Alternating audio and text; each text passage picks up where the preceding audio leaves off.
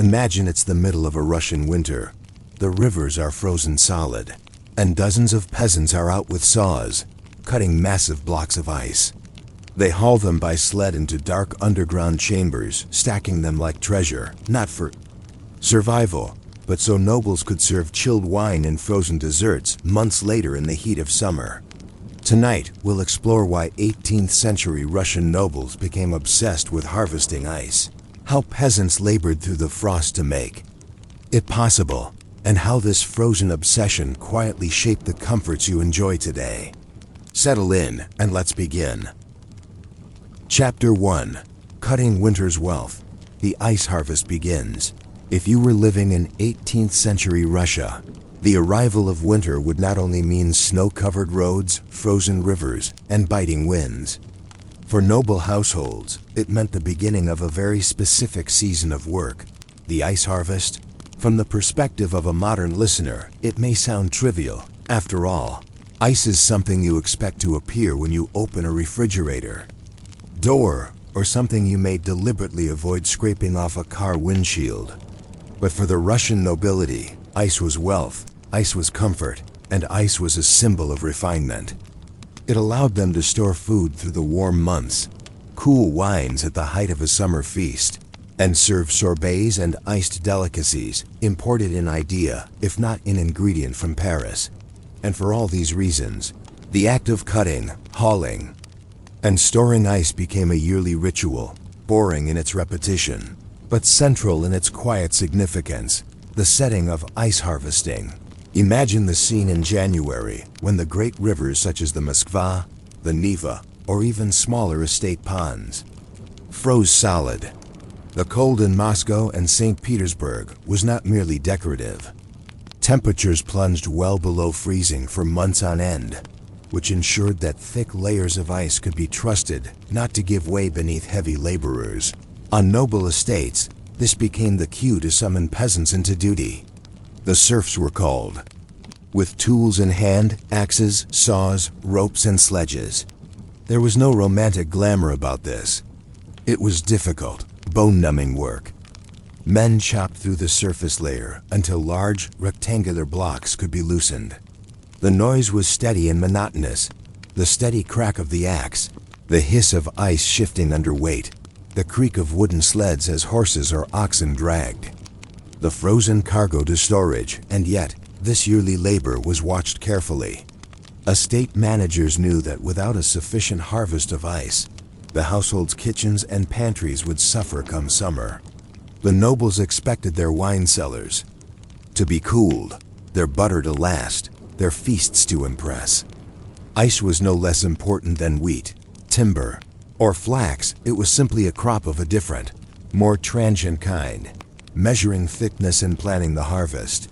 Peasant laborers, under overseers, had to measure the thickness of the ice carefully. If the ice was less than half an arshin, an old Russian unit of length, roughly 35 centimeters, it was considered dangerous to cut in large blocks. Thicker ice meant stronger blocks that could endure transportation and months of storage. The blocks were often cut in standard shapes, long rectangles measuring perhaps a meter in length, half a meter in width, and as thick as nature allowed. Tools were crude: large iron saws, axes for chipping, wooden poles for pushing. Yet the method was remarkably efficient, and ice could be harvested in enormous quantities within a few days, provided the weather cooperated. The real challenge was not cutting the ice but storing it. Each noble estate had what was known as a lednik, an ice house, often dug into the earth, lined with timber or brick, and insulated with straw. Blocks were stacked in neat rows, separated by straw or sawdust to prevent melting and sticking. In larger estates, stone ice houses were built with thick walls and sometimes vaulted ceilings. In the dark of these storage spaces, winter was preserved well into the heat of July. The nobility's taste for cold luxuries. Why did nobles demand such effort? Because to serve cold drinks and chilled foods was not merely about comfort. It was about prestige. By the 18th century, Russian nobles had taken on the habits of Western European courts, especially that of Versailles. Catherine the Great herself entertained foreign dignitaries with elaborate feasts, where cooling sorbets or iced creams were served as a demonstration of sophistication. To place a chilled glass of kvass mead or even imported wines before a guest in midsummer was a subtle message. This household is modern, wealthy, and in command of both nature and labor. And so, the peasants labored each winter not for their own tables, but to ensure the table of the noble remained enviable in summer. The ice harvest became an unspoken ritual of status. The monotony of the harvest still, it was dull work. Imagine standing in bitter winds, your boots soaked in freezing water, your hands raw from gripping wet tools. Imagine repeating the same motion hour after hour, cutting, lifting, dragging, stacking. There was no poetry in it for those who worked. And yet the rhythm of the task, strike, saw, lift, haul, became part of the seasonal cycle, as natural as sowing in spring or threshing in autumn. If you lived as a peasant, you might find yourself wishing for thicker gloves or a break by the fire, but there was little choice. The harvest had to be completed before any thaw, and overseers did not tolerate delay. The nobles were counting on their ice, and so the work pressed on without drama, only the dull grind of necessity, a symbol of Russia's harsh climate. There is something striking, though, in the fact that Russia's climate itself became a kind of resource. Just as wheat or barley was harvested from fields, ice was harvested from rivers. Nature gave it freely, but only if human hands moved quickly and carefully. In this sense, the ice harvest symbolized the resilience of Russian society, the ability to turn even bitter cold into an asset. But it also symbolized the divide between nobles and serfs. For one group, the frozen blocks meant luxury and leisure. For the other, it meant days of exhausting labor under the eyes of estate managers, looking ahead as the sledges groaned under the weight of ice, and the ledniks filled. Block by block, a question lingered over these estates. What would happen when summer arrived and the nobles demanded their chilled banquets? Would the carefully stored ice endure? Would it be enough to satisfy the endless appetite for refined coolness? Or would the cycle of waste, melting, and shortage play out once again, forcing overseers to scold their workers for not cutting enough? The quiet tension between nature's gift and human expectation defined the story of Russian ice harvesting. And it is here, at the moment when the blocks are stacked in darkness, waiting for a distant summer feast, that we pause. Chapter 2. Storage, Transport, and the Nobility's Endless Appetite for Cold. If winter was the season of cutting, then spring and summer were the seasons of testing. For no matter how carefully peasants stacked the ice blocks into the lednik, the underground ice houses that led noble estates, there was always the same question lingering in the air. Would the harvest last until the height of July? Inside the ice house, preserving winter in straw and stone, the lednik was a strange structure, neither barn nor cellar, and yet it combined elements of both. Many were dug into shaded areas, often on the north-facing slope of a hill where sunlight was weakest. A wooden or stone building stood above the entrance, but the real heart of the structure was below ground. Thick walls, some as much as 2 arshins, nearly 1.5 meters wide, kept the heat of summer at bay. The floor was lined with packed clay, gravel, or sometimes brick, allowing meltwater to drain away. Here, the blocks of ice, harvested in January or February, were laid one upon another. Between each row, workers placed straw, sawdust, or chaff, not only as insulation but to prevent the ice from fusing into one massive block that could not be broken apart later. The smell of the ice house was distinctive: damp straw, earth, and the faint mineral tang of frozen river water. To the noble household, the lednik was a treasury. Its shelves might also contain salted meats, butter sealed in crocks, jars of preserves, and baskets of root vegetables. Ice turned this underground chamber into an early refrigerator, where luxury and necessity mingled side by side. Transporting the ice, A challenge in heat, while storage on the estate was one matter, transportation of ice was another, far trickier. Business. Nobles who lived in Moscow or St. Petersburg often demanded that ice be brought from their country estates into the city. The logistics were absurdly complex. A cart piled with straw and layered with ice blocks might set out on the road in early spring, bumping along for days before arriving at its destination. Even with insulation, some ice inevitably melted along the way. This meant that ice was often consumed by the wealthy in greater quantities in the countryside than in the cities. Still, enterprising merchants did their best, sometimes ferrying ice down rivers when thaw had not yet broken the ice floes. By the mid-18th century, a small trade in ice had developed, with certain estates supplying others, and with ice occasionally sold in urban markets.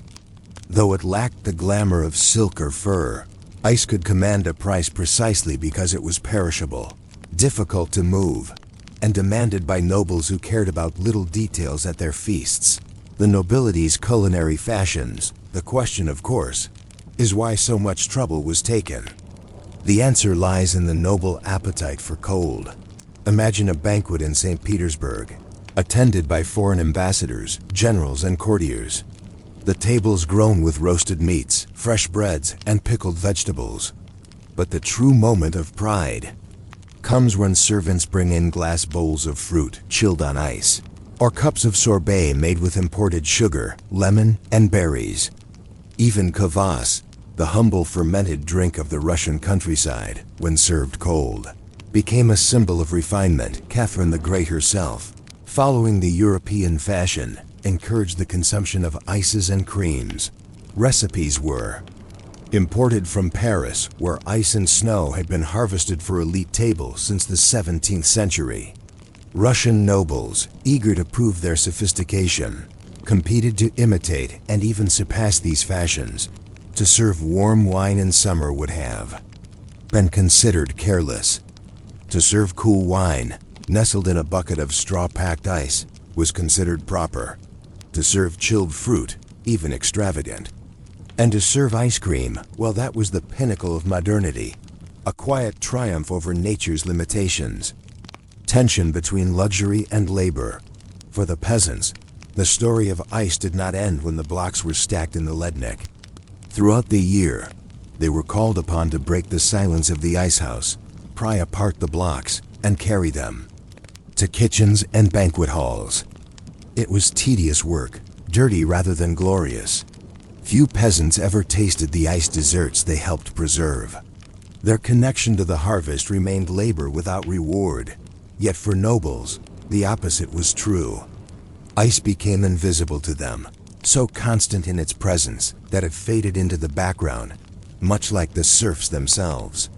When a guest lifted a chilled glass to his lips, the noble host did not pause to consider the hundreds of hours of back-breaking work that had brought that moment into being. Ice as a social signal. By the 1760s and 1770s, ice had become not merely a comfort, but a sign of belonging to the modern world. To neglect storing enough ice was a mark of provincial backwardness. To serve warm dishes in midsummer was to reveal oneself as careless, even rustic. Noble households sometimes recorded disputes in their estate documents. Overseers scolded for failing to secure enough ice, complaints when the Lednik ran out too soon, punishments handed down to peasants accused of laziness in the harvest. These minor quarrels tell us something larger. Ice was no longer just frozen water. It was part of the delicate web of prestige, fashion, and pride that structured 18th century noble life. And so, each summer, when noble tables gleamed with frosted glassware, they were also showcasing the triumph of a winter's labor carried forward. Coldness itself had become a form of wealth, and to master it was to declare one's place among the elite, looking ahead. But prestige has a way of creating tensions, and ice was no exception. By the late 18th century, debates were already forming over just how far this obsession should go. Should noble estates devote more land and labor to icehouses at the expense of other crops? Was it wise to trade ice when grain might be more profitable?